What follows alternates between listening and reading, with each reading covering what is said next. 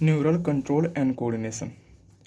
Neural control versus endocrine control. Neural control में involve होता है न्यूरोट्रांसमीटर जो क्विक रिस्पॉन्स करता है और लॉन्ग लास्टिंग इफेक्ट नहीं रहता है। एंडोक्राइन में हार्मोन इन्वॉल्व रहता है तो स्लो रिस्पॉन्स करता है लेकिन लॉन्ग लास्टिंग इफेक्ट रहेगा। प्रिमिटिव में एपोलर पाया जाता है, हाइड्रा में पाया जाता है। Neural neural system neural tissue से मिलकर बनता है। न्यूरल टिश्यू सेल से मिलकर बनता है। दो प्रकार के सेल होते हैं, एक न्यूरॉन होता है, एक न्यूरोजियल सेल होता है। न्यूरॉन एक्साइटेबल होता है और कंडक्शन करता है, लॉन्गेस्ट होता है। ये नॉन एक्साइटेबल और नॉन कंडक्शन करते हैं, सपोर्ट करते हैं स्वान और ओलिगोडेंड्रोसाइट एग्जाम्पल है।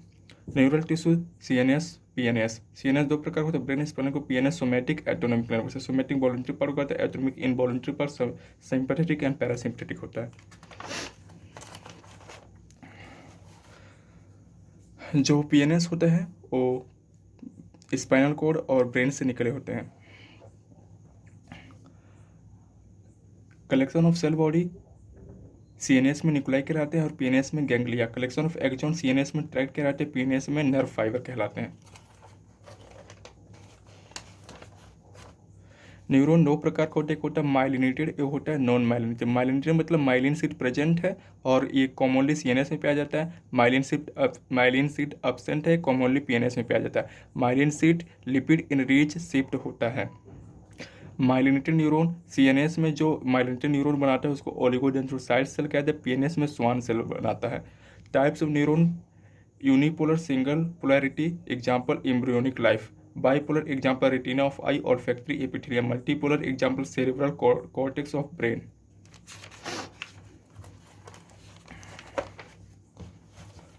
एपोलर example hydra. Pseudo unipolar example dorsal root of ganglia of spinal cord. Note, Schwann cell अगर प्रेजेंट है तो इसका 100% ये मतलब नहीं हुआ कि वो माइलिनेटेड सीट बनाएगा या नहीं बनाएगा। स्वान सेल अगर प्रेजेंट है तो माइलिनेटेड सीट बना भी सकता है, नहीं भी बना सकता है।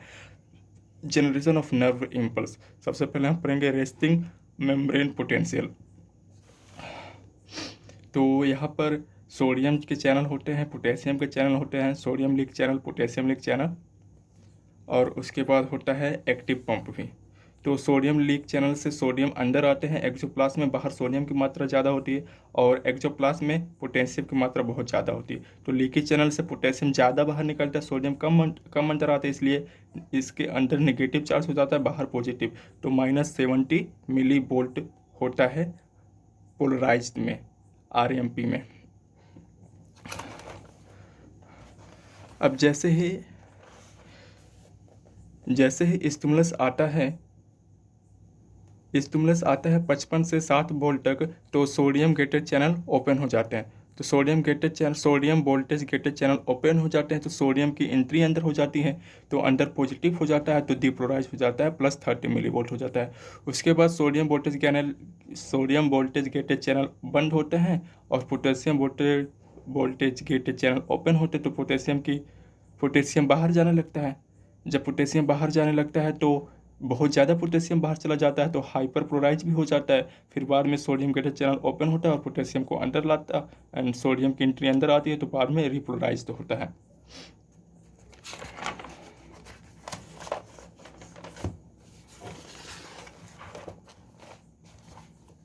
अब कंडक्शन ऑफ इम्पल्स पढ़ेंगे। कंडक्शन ऑफ इम्पल्स क्या होता है कि कैरी करता है impulse till axon terminal within a neuron. हाँ, वो भुला गेली ढाई दबा अंदर आ जाए। थ्रेशोल्ड स्टिमुलस होता है, -55 वोल्ट आता है तो सोडियम की एंट्री हो जाती है, तो सोडियम अंदर आता है तो ये डिपोलराइज हो जाता है। उसके बाद यही वाला भाग अगले भाग के लिए स्टिमुलस प्रदान करता है, फिर ऐसे कंडक्शन होता जाता है। जो नॉन माइलिनेटेड होता है और माइलिनेटेड होता है, यहाँ पर नोट्स ऑफ रणवीर प्रेजेंट होता है तो यही इतने बीच में होता है कंडक्शन, तो ये जंपिंग कंडक्शन होता है, फास्टर कंडक्शन होता है। और यहाँ पर माइलिन सीट प्रेजेंट है तो यहाँ पर स्लोअर कंडक्शन होगा, फ्री कंडक्शन होगा। ये हो जाएगा वेसिकल्स, ये हो जाएगा प्री साइनेटिक मेमोरी, ये होता है साइनेटिक क्लेट, ये हो जाएगा प्रो साइनेटिक मेमोरी, होगा न्यूरोट्रांसमीटर रिसेप्टर, ये डेंड्राइट हो जाएगा, ये टर्मिनल है axon terminal. Electrical synapse, chemical synapse mostly हमारे में पाया जाता है, साइनेटिक क्लेफ्ट प्रेजेंट होता है, यूनिडायरेक्शनल होता है, no gap junction, slower conduction होता है। रेयर पाया जाता है और सिर्फ साइनेटिक क्लेफ्ट बहुत कम रहता है, एब्सेंट रहता है, bidirectional gap junction present होता है, फास्टर कंडक्शन होता है। Transmission of impulse across chemical synapse. सबसे पहले इन्फॉर्मेशन टर्मिनल एक्सॉन टर्मिनल के पास आता है। तो जैसे कैल्शियम चैनल ओपन हो जाता है, कैल्शियम की एंट्री होती है। कैल्शियम की एंट्री होती है तो कहता है वेसिकल से तुम प्रीसाइनेप्टिक मेम्ब्रेन से फ्यूज होकर एक्सोसाइटिस कर लो। जो तो इसके अंदर न्यूरोट्रांसमीटर होता है वो साइनेप्टिक क्लफ्ट में आ जाते हैं। फिर यहाँ पर न्यूरोट्रांसमीटर का रिसेप्टर है, तो न्यूरोट्रांसमीटर इससे बाइंड हो गए। तो न्यूरोट्रांसमीटर का नेचर कैसा है, तो दो प्रकार का होता है, या तो एक्साइटेटरी पोस्ट साइनेप्टिक पोटेंशियल होगा या इनहिबिटरी पोस्ट साइनेप्टिक पोटेंशियल होगा।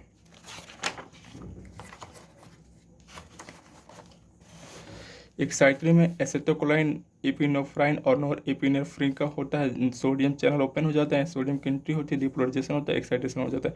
इनहिबिटरी में सेरोटोनिन और डोपामिन होता है। क्लोरीन लिगांड चैनल ओपन होता है तो क्लोरीन की एंट्री होती है, तो हाइपरपोलराइजेशन होता है।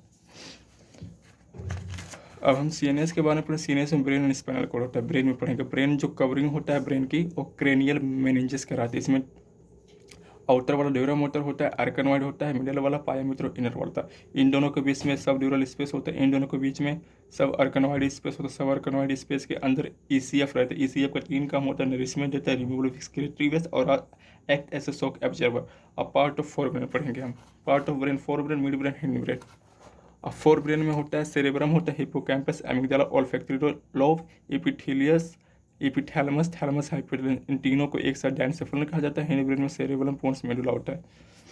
अब फोर ब्रेन में सेरेब्रम होता है जो कि मोस्ट प्रोमिनेंट पार्ट होता है। इसके जो सेल आउटसाइड्स रहते हैं और जो ऊपर वाला भाग रहता है इसको गैरी कहा जाता है। जो नीचे वाला भाग रहता है उसको सुल्सी कहा जाता है। इसके बीच में माइलिनेटेड एक्सोन रहते हैं। इसमें दो आउटर ग्रे मैटर रहता है, इनर वाइट मैटर रहता है।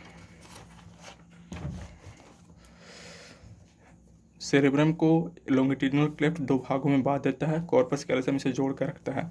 Sensory area, motor area, association area होता है। जो एसोसिएशन एरिया होता है prominent part of cerebrum cortex होता है। यहाँ पर मेमोरी, कम्युनिकेशन, इंटरसेंसरी फंक्शन होता है। इनपुट एनालाइज किया जाता है यहाँ पर। Hippocampus, amygdala. जो हिप्पोकैम्पस है कन्वर्ट शॉर्ट टर्म मेमोरी को लॉन्ग टर्म मेमोरी कन्वर्ट करता है। जो एमिगडाला है एलमोंड शेप का रहता है और responsible for anger and rage. अब इसके साथ हिप्पोकैम्पस, एमिगडाला को लिम्बिक सिस्टम कहा जाता है। इसके साथ हाइपोथैलेमस मिल जाता है तो इमोशनल ब्रेन बन जाता है, जिनका कमी है। डायनसेफलन में थैलेमस, एपिथैलेमस, हाइपोथैलेमस। थैलेमस जो है तो रिले सेंटर कहलाता है, क्योंकि जितने भी इंफॉर्मेशन होते हैं सेरेब्रम के पास जाते हैं, सेरेब्रम से आते हैं, इसी से होकर जाते हैं। एपिथैलेमस पर पीनियल ग्लैंड प्रेजेंट होता है। हाइपोथैलेमस कनेक्शन में एंडोक्राइन न्यूरल सिस्टम होता है, पार्ट ऑफ इमोशनल ब्रेन है। थर्मो रेगुलेशन करता है, बहुत सारे वेरियस हार्मोन का भी कंट्रोल करता है। मिड ब्रेन में इतना जानो कि इसको डोर्सल साइड में 4 स्वेलिंग या लोब्स होते हैं, जिसको हम कॉर्पोरा क्वाड्रिजेमिना कहते हैं। एक कैनाल होता है सेरेब्रल एडुकेट, यहाँ से जाता है, passes through mid brain. Hindbrain में सेरेबेलम आता है, पोन्स आता है, मेडुला आता है। मेडुला जो होता है कनेक्ट करता है स्पाइनल कॉर्ड, किसके पास वेरियस कंट्रोल करता है। हार्ट रेट, ब्रेथिंग रेट या गैस रिड्यूस सिक्रेशन को कंट्रोल करता है। इसको वोमिटिंग सेंटर भी कहते हैं। जो सेरेबेलम है और लिटिल ब्रेन होता है, second largest part of the brain होता है, कंट्रोल करता है इनवॉल्यूंटरी पार्ट्स को और आल्सो कंट्रोल करता है बॉडी बैलेंसिंग को। Pons like bridge, it is consists neuron which connect to different region of brain. It has pneumotoxic center. Completed.